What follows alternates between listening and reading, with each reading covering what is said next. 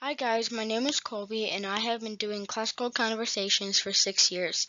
This was my 6th year of foundations and my first year of essentials. Last summer, as an entrepreneurship project, my mom and I synced up the Who Was books to the Cycle 3 history sentences. We did it again this year for Cycle 1 of the 5th edition guide. This is a 10-minute presentation on how to use your favorite Who Was books or any books for your CC presentations. It is designed to be scalable, meaning 4-year-olds can use some of the ideas and so can 12-year-olds. After 5 years of foundations, I wanted to start doing better presentations. I had run out of Lego sets to show, and Mom said I had to pick a topic before we got in the car on Tuesdays and stop grabbing whatever was between the seats in the car. Instead, she suggested that I present on the books I was reading anyway. That made sense to me because I really like the I Survived books and the Who Was books. I thought I would not like the Who Was series when I first picked up Who Was Paul Revere. Now I'll read one whenever I can get my hands on one. We do 2 chapters every night before bed. We finished The Brothers Grimm last night. Last year, we realized that there was a book for every history sentence in Classical Conversation Cycle 3. We made a list and shared it with other moms. And they shared it and they shared it. My favorite books from the Cycle 3 list were Neil Armstrong, George Washington, Thomas Jefferson, Lewis and Clark Expedition, and Robert E. Lee. Not to mention Thomas Alva Edison. I love to read, and sometimes I read 2 or 3 books a day, so I was already talking about my favorite books at dinner or with Grandma. Sometimes Mom will even yell at me to stop reading and start doing school, which I think is pretty funny. I decided to keep reading, but start using Who Was books for presentations. I don't think you should present on books all the time, because then it might become something you are doing for school instead of something you are doing because you like reading.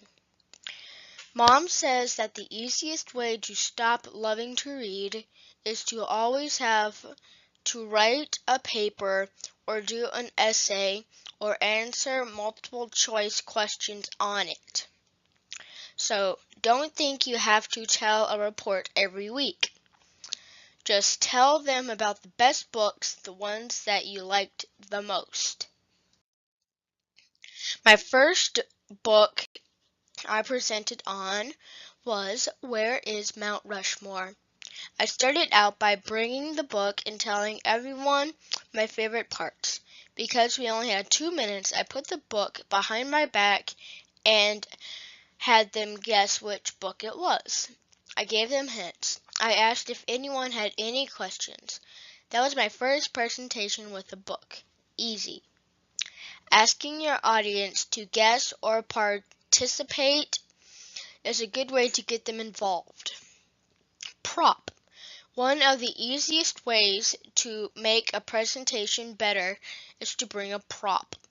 A prop is anything that you can use to hold up or point to that helps you tell your story. A book is a great prop. What if you are ready for more? Once you can bring in your favorite book and show it and tell someone about it, you are ready to step up your presentation. One of my favorite historic people is Babe Ruth. Did you know that every time he'd miss the ball, it would spin around completely a couple times? If I wanted to add interest in my presentation on Babe Ruth, I would bring a plastic bat and show my class how he would spin around while I was saying the words spin around. Action. Another fun way to engage your audience is to move and demonstrate your words. You can even have the people in your audience demonstrate with you, as long as you do not lose control and run out of time. On an even better presentation, it's time for humor.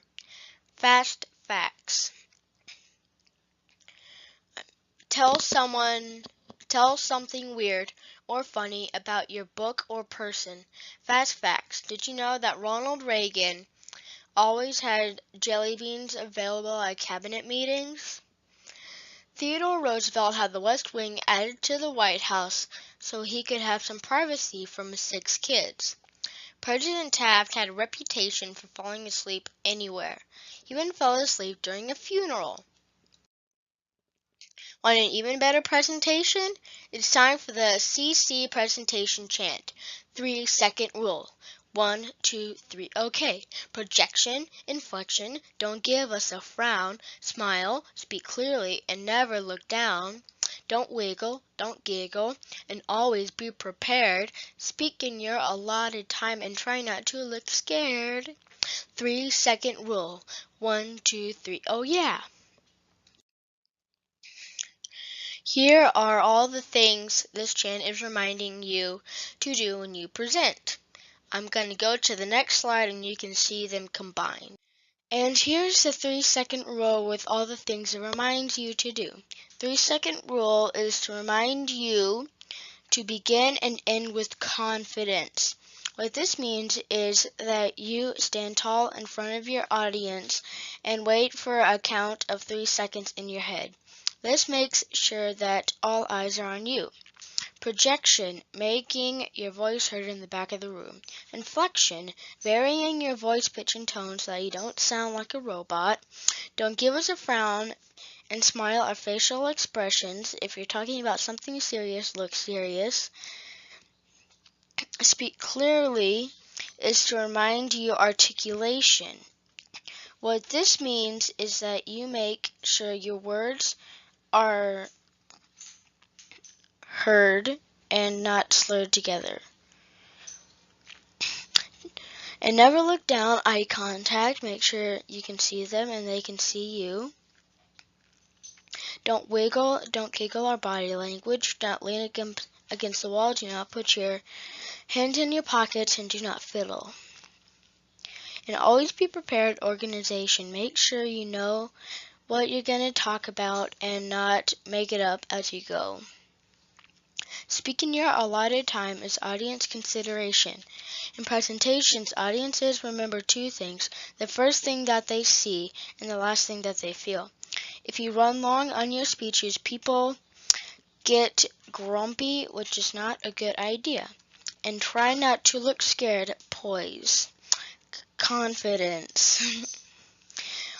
3-second rule. Beginning and ending with confidence. 1, 2, 3, oh yeah. The end is in sight. It's time for you to do it on your own. Give your first presentation using your favorite Who Was book or any books. You can sync it to the Cycle 1 list on the next slide. We have 2 summer reads because the first 2 weeks of Cycle 1 are the 10 Commandments. Summer Read 1, Who Was Galileo? Syncs up to Science for Week 20, Atmospheres. And Summer Read number 2, Who Was Joan of Arc? Synced up to Timeline, Week 12, The 100 Years' War and Black Death. And Week 3, What Was Pompeii? Sync History, Roman Gods. Thanks for watching my presentation. You can see the Cycle 1 and Cycle 3 mashups at the website on this slide. Thank you for watching.